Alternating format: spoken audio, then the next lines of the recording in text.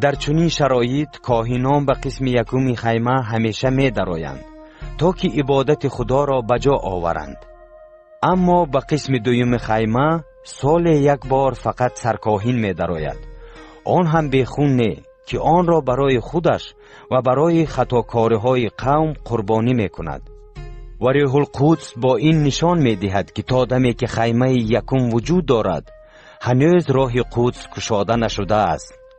وی تمثال زمان حاضر است که در آن هدیه ها و قربانی های تقدیم کرده می شوند که قادر نیستند وجدان تقدیم کننده را آسوده گردانند و آنها با چیزهای خوردنی و نوشیدنی و با هر گونه طهارت و مراسم دستورهای منسوب به جسم بوده فقط تا زمان اصلاح مقرر کرده شدند.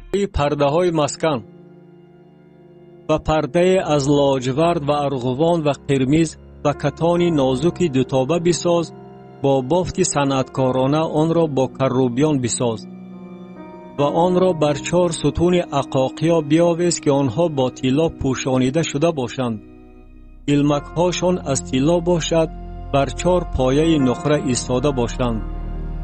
و پرده را زیر چنگک ها بیاویز و صندوق شهادت را به آنجا در قفای پرده بیار و پرده قدس را برای شما از خود در قدس قدس ها بمان و میز را از بیرون پرده و چراغدان را در رو بروی میز به طرف جنوبی مسکن بمان و میز را به طرف شمالی آن جایگیر کن.